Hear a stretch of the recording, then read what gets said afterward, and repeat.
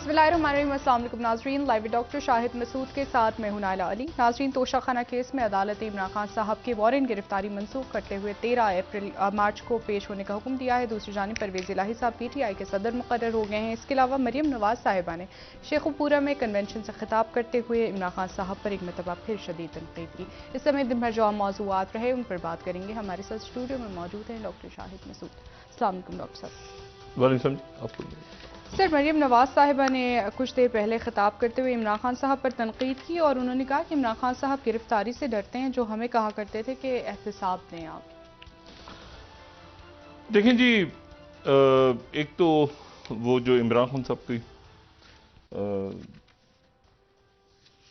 Toshakhana case के अंदर उनके वारंट्स थे, वो 13 तारीख तक, हाँ जी, 13 तारीख को उनको कहा गया है पेश होने के लिए। और यहाँ पर अब अमलन ऐसा लग रहा है, जो नज़र आ रही है चीज़, वो ये है कि एक इलेक्शंस का मतलब माहौल सियासी जमातों के सामने है भी और नहीं भी है। यानी उसको, वो जो बात थी कि इलेक्शंस नहीं होने जा रहे जी, एक तासुर था ना कि इलेक्शंस नहीं होने जा रहे, और शायद हुकूमत चाहती है कि इलेक्शंस ना हो, खासतौर पर मुस्लिम लीग नून ये चाहती है। लेकिन मुस्लिम लीग नून जो है वो दोनों तरफ जो सूरत हाल है, यकीनन उसकी क़यादत और उनके जो कुछ सीनियर लोगों से मेरी बात हुई, तो वो दोनों तरफ इस वक्त माहौल को देख रहे हैं कि अगर इलेक्शंस में इलेक्शंस हुए वक्त पे और डिले ना हुए तो, और अगर डिले हो गए तो फिर तो सब ठीक है जी। लेकिन ये बात जो मैंने चंद रोज़ पहले कही थी, मैं उसको दोबारा उस बात को मैंने जब कहा था कि पीपल्स पार्टी के अंदर एक सोच डेवलप हो रही है, आज से हफ्ता पहले मैंने बात की थी कि पीपल्स पार्टी में एक सोच डेवलप हो रही है कि इस मरहले पे अगर इलेक्शंस होते हैं 2 असेंबलीज के, तो तीसरी असेंबली का भी इलेक्शन करवा लिया जाए, ताकि, और उसकी वजह ये थी कि अगर इमरान खान साहब यहाँ पे 5-5 साल के लिए, क्योंकि ज़िमनी इलेक्शंस नहीं होंगे, ये 5 साल की असेंबली होगी, यहाँ 5 साल के लिए आ जाते हैं, तो फिर उनका जो रुख है वो सिंध का होगा मुकम्मल तौर पे, और एक फिर माहौल बन जाता है कि जी वो, तो पीपल्स पार्टी कंफर्टेबल है सिंध में। पीपल्स पार्टी को, हाँ, सिंध में कोई इशू नहीं है पीपल्स पार्टी को, बल्कि जनूबी पंजाब की तरफ पीपल्स पार्टी कंसंट्रेट करने की कोशिश कर रही है।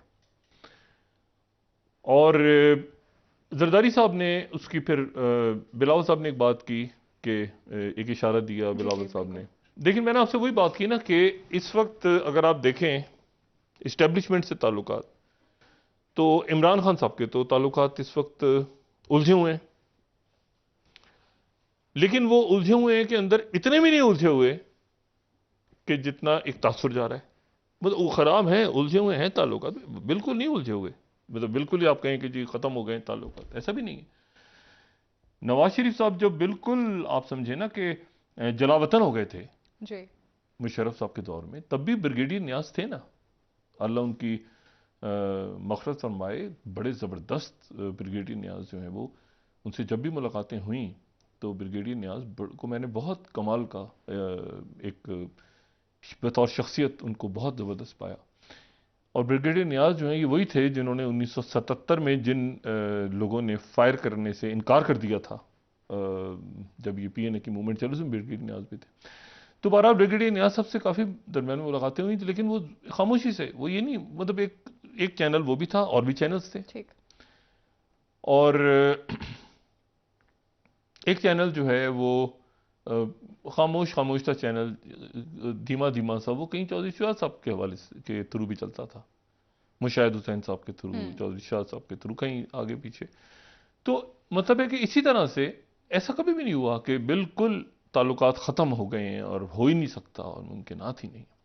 लेकिन जो मैं बात कर रहा था ना कि मुस्लिम लीग नून तो ज़ाहिर हुकूमत में है, उनके वज़ीर आज़म है शहबाज शरीफ साहब, और वज़ीर ख़जाना है, वज़ीर दिफा हैं, वज़ीर दाखिला हैं, ये सारी जो अंदर की मथा पौड़ी है, ये सारी की सारी डली हुई है मुस्लिम लीग नून के गले में, ठीक है ना। पेट्रोल की कीमत कैसे होगी, तो ये कैसे, ये सारी उनका बिल्कुल सब उनके गले डली हुई है, ठीक है। और जो गुडी गुडी चीजें हैं वो सारी कमाल की है, पीपल्स पार्टी ने कमाल की है। वैसे जरदारी साहब ने कमाल कर दिया, ये जो उन्होंने मुस्लिम लीग नून को ये वजारत उज़्मा दे के ना, बिल्कुल इस दौरान ये हुआ है कि मैं बात दोबारा हूँ कि वो तो जो उनके इस्टेब्लिशमेंट से ताल्लुकात, आप देखिए ना ये जो फायरिंग इस क्रॉस फायर में जरदारी साहब नहीं है, जरदारी साहब बिल्कुल इस क्रॉस फायर में नहीं है, और वो आ भी नहीं रहे कि क्रॉस फायर से दूर।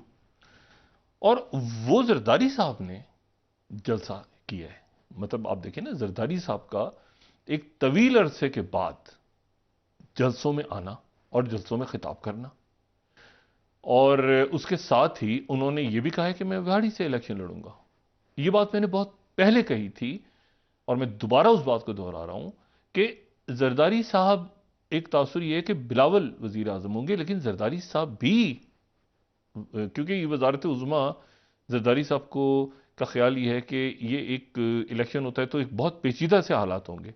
तो पेचीदा से मुराद ये है कि उस पेचीदगी में, यानी वो आपने देखा कि वो फॉरेन पॉलिसी का भी जिक्र कर रहे हैं दरमियान में, और वो अगर वजीर आजम बनते हैं, जरदारी साहब के जहन में ये है, तो फिर बिलावल वजीर खारजा के तौर पे कंटिन्यू करेंगे, और बाकी अगर उनके साथ कोई पार्टियां अलायंस कर लें, ठीक, यानी मुस्लिम लीग नून अगर उनके साथ अलायंस कर ले, ऐसी पिक्चर बन रही है। सही।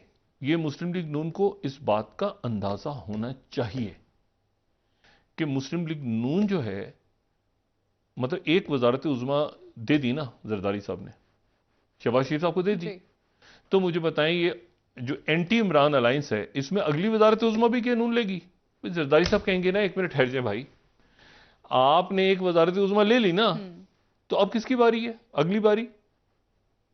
फिर जरदारी। ऐसे यही होगा ना, आपको दे दी ना एक, शहबाज शरीफ साहब आपने एंजॉय कर लिया, ठीक है ना, सब दुनिया जहां जहां जो जो खिदमत कर ली कौम की, सब कुछ कर लिया आपने, ठीक है ना, मईशत को अच्छा कर दिया, बहुत अच्छा कर दिया। तो जरदारी साहब जो हैं वो इलेक्शन बोर्ड में चले गए हैं, और साथ ही वो बाकी मामला पे भी उन्होंने नजर रखी हुई है कि अगर इलेक्शन नहीं होता तो भी ठीक है, नहीं अगर, लेकिन इलेक्शन होना ना होना वो तो जरदारी साहब के हाथ में है ना। सिंध असेंबली को कहेंगे रिजॉल्व करो भाई, और यहां जाओ टक्कर के इलेक्शन में। तो वो इस वक्त ये इशू बन गया है, जो यानी इसमें कहीं इस घन चक्कर में इमरान खान साहब का तो चले, वो तो ऑपोजिशन, मुकदमे आगे पीछे दाएं बाएं, इस घन चक्कर में कहीं मुस्लिम लीग नून फंस गई है।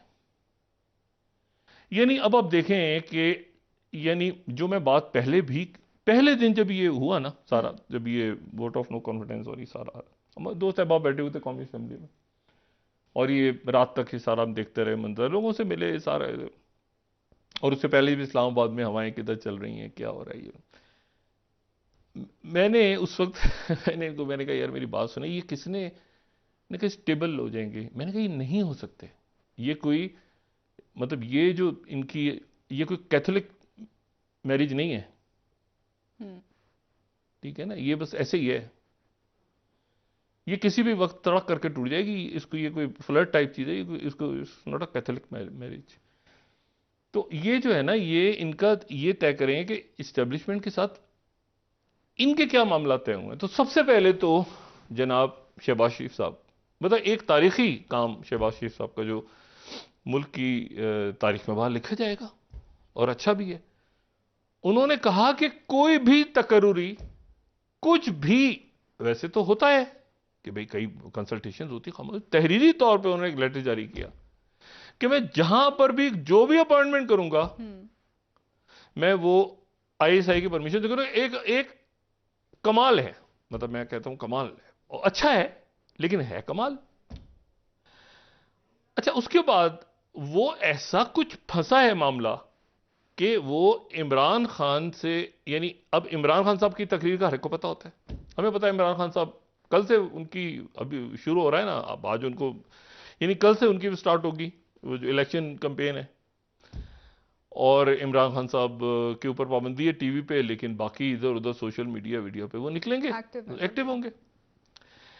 और इस दौरान जो है वो उनकी जाहिर है कि हाई कोर्ट में तकारीर पे पाबंदी वगैरह चैलेंज हुई है, और मरीम नवाज साहबा ने, अच्छा मरीम नवाज साहबा ने क्या कहना है ये भी हर एक को पता है, जो इमरान खान साहब ने कहना है वो भी हर एक को पता है। लेकिन लोग बहरहाल नोट कर रहे हैं ना कि इमरान खान साहब के थोड़े से एस्टैब्लिशमेंट से मैसेज अच्छा गया खराब गया, अच्छा गया खराब गया, अच्छा गया खराब, ये सारी बात इसी तरह मरियम नवाज साहिबा का भी लोग स्पीच को देख रहे हैं, क्योंकि अब इसमें मसला ये हुआ है कि बीच में कहीं वो साकिब निसार साहब के 3 बयानात मुख्तलिफ आ गए हैं, जो कि उन्होंने 3 बहुत क्रेडिबल हमारे पुलिस को दिए हैं। अब तीनों किसे जो बात उनकी हुई है उसको, मतलब आदमी कहता है ना कि बस वो आदमी का अगर मतलब दिमाग खराब और पागल होने के दरमियान में कोई आदमी हो तो वो उसको पढ़ ले तो वो एक तरफ चला जाएगा। मतलब उन्होंने ये कहा है कि मैंने इमरान खान साहब को मुकम्मल सादिक और अमीन नहीं कहा। जी बिल्कुल ये बात किया। अच्छा, अब ये मुकम्मल सादिक और अमीन, ये मुझे नहीं, इसकी कोई पैरामीटर्स हैं? मतलब कितने परसेंट सादिक और अमीन? कोई 30%, कोई 33%, कोई पासिंग मार्क्स क्या हैं इसके, 50%? ये सादिक और अमीन मुकम्मल, एक तो पहले रौला पड़ा हुआ है ना कि सादिक और अमीन ये क्या, इसको क्या क्या है। 3 अल्फाज ऐसे हैं हमारे अदालती निज़ाम में जिन तीनों का ताल्लुक किसी न किसी हवाले से बहुत मोहतरम और मुकद्दस, और मैं हैरान हूं कि हमारे ये कानून में ये 3 अल्फाज क्या कर रहे हैं। एक सादिक, एक अमीन और एक मासूम। मतलब अदालत जो है वो सादिक और अमीन कह दे किसी को या कह दे कि मासूम।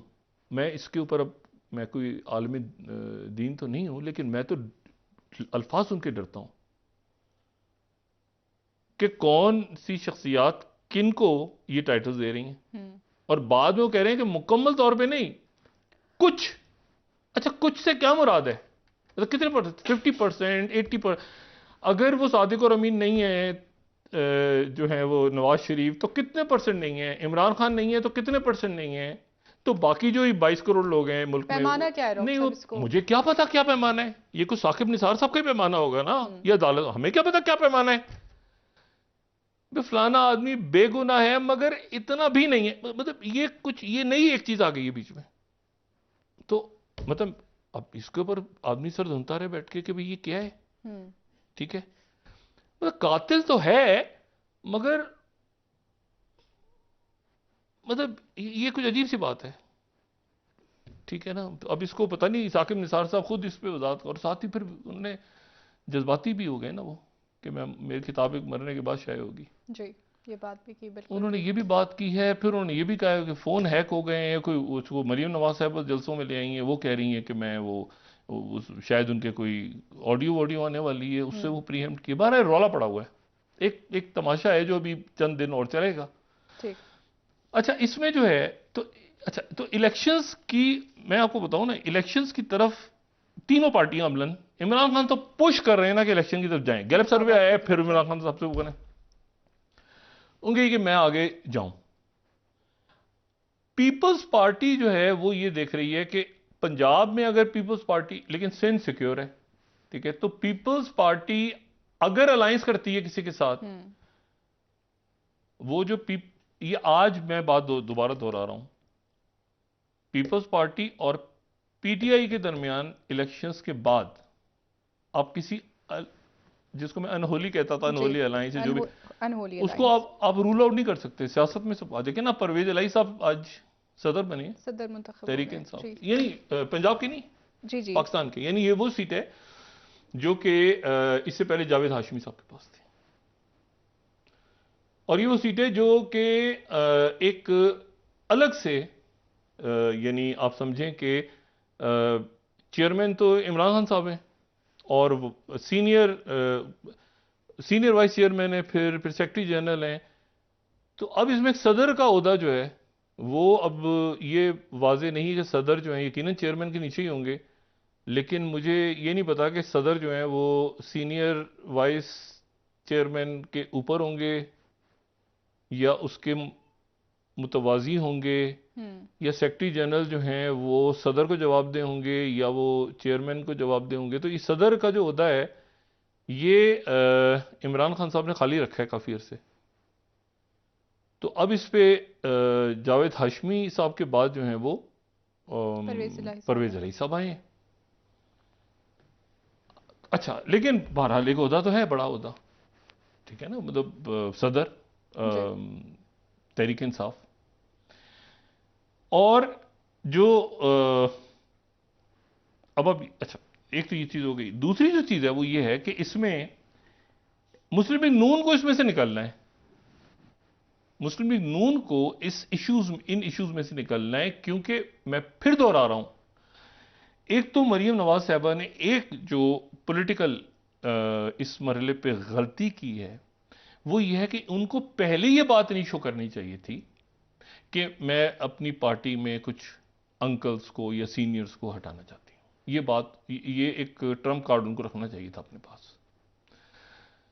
उसकी वजह से वो चूंकि शो कर दिया, तो कई उसमें से शख्सियात ऐसी हैं जो हैं भी और नहीं भी हैं साथ इस पूरी कैंपेन में, हैं भी और नहीं भी हैं। सही। यानी वो मतलब है कि आप समझें कि वो बस हैं भी और नहीं भी, हैं भी और नहीं भी, इस तरह करके वो कह रहे हैं कि साथ है लेकिन नहीं, मकसद है कि वो देखिए ना, मसला ये है कि मरियम नवाज साहबा चाहती हैं कि वो यूथ को मोबिलाइज करें।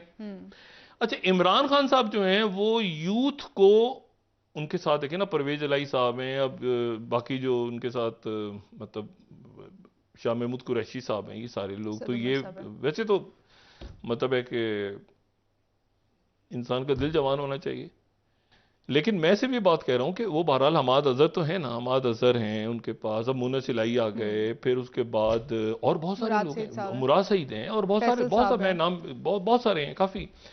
लेकिन मसला ये कि वहां पर वो अभी एक अत्ता तारड़ साहब और कौन था, मतलब बाकी तो हमने पहले देखे, तलाल चौधरी साहब हैं, ये लोग हैं। लेकिन वो यूथ में से होता है ना कि एक कोई जबरदस्त किस्म के कोई इमर्ज होके आ गए, ये इमरान खान की इसमें आ गए इमर्ज होके ना, जमात में। अच्छा कहें बुरा कहें, जो भी इमर्ज होके आ गए वहां पर। अभी वो 85 वाली का भी नहीं चल रही है पुरानी नवाज शरीफ की, तो वो उसमें मरियम नवाज को यूथ के साथ वो एक इशू है।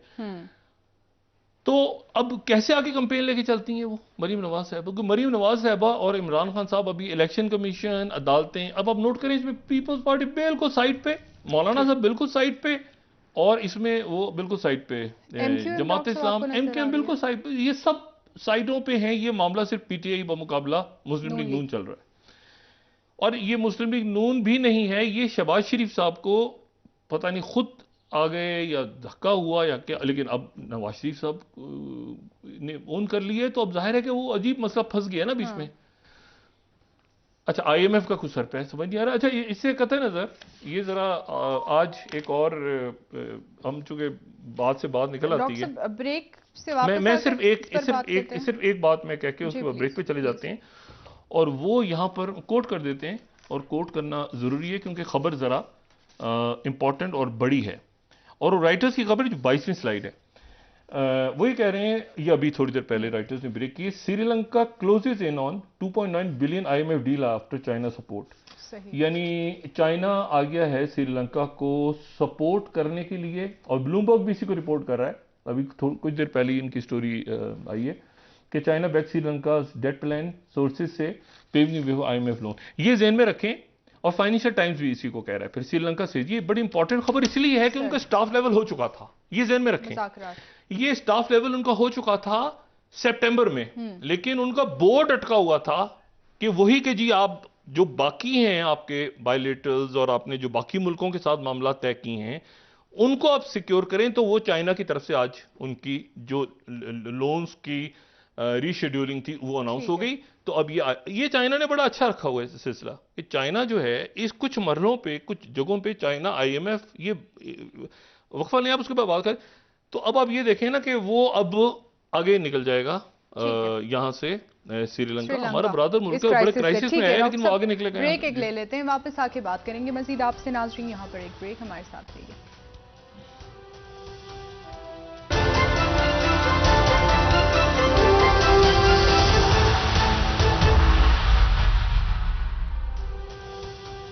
वेलकम बैक नाज़रीन। जी, डॉक्टर असद उमर साहब की जानिब से कहा गया है कि पेशियों की आड़ में इमरान खान साहब को कत्ल करने की साजिश हो रही है।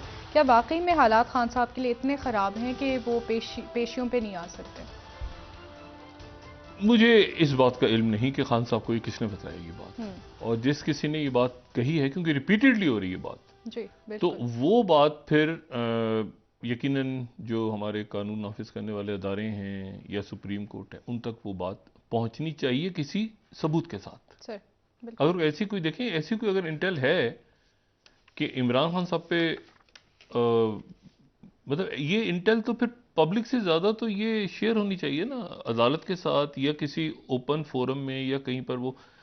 लेकिन अगर वो मैंने आपसे कहा ना कि वो सेंसिटिव इंफॉर्मेशन अगर कोई सीरियस है तो वो उसको फिर शेयर करें, क्योंकि उसके नतीजे में वो जो जिस किसी ने, और मैं आपको ये भी बताऊं, कई लोगों ने पूरी कोशिश की कि खान साहब के मामलात इस्टेब्लिशमेंट से खराब हो, खराब रहें खराब रहें खराब रहें खराब। और ये हमेशा होता है, हमेशा पॉलिटिक्स में ये होता है कि जो भी पार्टी बरसर इक़्तिदार होती है वो चाहती है कि ऑपोजिशन के ताल्लुकात खराब ही रहें तो बेहतर है।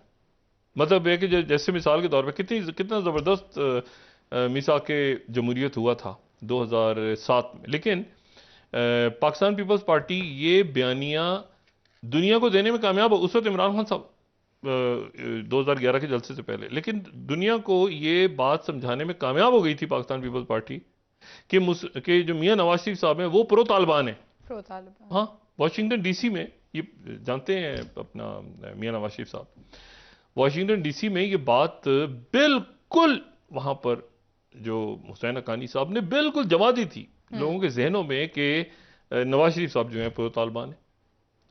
और नवाज शरीफ साहब वो उसामा बिन लादेन और ये और वो सारा, वो देखें जितनी कामयाब लॉबिंग हुसैन हक्कानी साहब ने की थी ना पाकिस्तान पीपल्स पार्टी की, शायद ही कोई और इतनी, मतलब अमेरिकन से जब आप मिलो कहते थे ये तो तालिबान, नवाज शरीफ साहब तो तालिबान, ये तो उसामा बिन लादेन, ये पैसे वैसे उस जमाने में दिए थे नवे। लेकिन वो बाद में सूरत हाल चेंज हुई, यानी अब वो इमरान खान साहब आ गए, 2011 का जलसा हुआ उनका कामयाब। इशू ये है कि अब इसी तरह से मैंने आपसे कहा ना कि इसी तरह से वो अब सारे मिलके इमरान खान को कह रहे हैं, ये बड़ी इंटरेस्टिंग बात है। और इसमें जो है वो यानी मैंने आपसे कहा ना कि वो ये कभी होता है कि इस्टेब्लिशमेंट से खत्म हो गए ताल्लुकात, वो वापस, इमरान खान साहब को भी यकीन था इस बात का कि ये वापस नहीं आ सकते, वो आ गए, बिल्कुल वो ये बात उनको यकीन है कि खान साहब वापस नहीं आ सकते। तो ये जो है ना, बड़ी सियासत में सब कुछ मुमकिन है, हर चीज मुमकिन होती है। और ना यहाँ पर कोई मुस्तकिल दोस्तियां होती हैं, ना कोई दुश्मनियां होती हैं, वो कल के दुश्मन एक साथ बैठे होते हैं और वो आगे बैठे, तो ये कोई इशू नहीं है, ठीक है। अब इसमें यह है कि इससे अब वे आउट कैसे निकालनी है, यह हुकूमत का काम है। मेरा ख्याल है कि IMF ये रोज कह रहे हैं तो कहीं ना कहीं होगा, लेकिन फिर अभी चेक किया तो वो अरब ममालिक की तरफ से नहीं अभी तक आया, तो वो जब होगा तब होगा। और उसमें अब डॉक्टर साहब यकीनन आज मजीद शराइत आयद होती जा रही हैं वो, लेकिन अब एक रमज़ान पैकेज में ऐलान किया, मतलब वो इलेक्शन की तरफ इनको जाना ही है। बहरहाल ज़हनी तौर पे अगर कोई मौज़ा हो जाए तो इलेक्शन डिले हो जाएगा, लेकिन अदरवाइज इलेक्शंस की तरफ जाना भी है। ठीक, इंतहाई इशारों करायों में बात कह देता हूं कि ये बात कह भी दी गई है कि इलेक्शन की तरफ जाना है, बस इधर ही, ठीक है, इधर ही रोकता हूं मैं इस बात को। अच्छा, तो अब यहां से ये पब्लिक पॉचरिंग है ना कि आगे पीछे हो सकते हैं इलेक्शंस, होने को हो सकते हैं, होने को, लेकिन एक जो मैसेज है वो ये कि इलेक्शंस बेहतर है, इलेक्शंस की तरफ जाए मुल्क, एक स्टेबिलिटी है सारा मामला वगैरह देख के। अच्छा, अब इसमें जो इशू है वो ये है कि आज इंतहाई सख्त, यानी पहली प्रेस कॉन्फ्रेंस जो चाइना के नए जो आए हैं किंग बैंग, जो नए उनके वजीर खारजा हैं, उन्होंने पहली प्रेस कॉन्फ्रेंस की अपनी, और पहली प्रेस कॉन्फ्रेंस ये अभी दिसंबर में ये वाशिंगटन में 17 महीने एम्बेसडर रहकर आए हैं वापस। सही।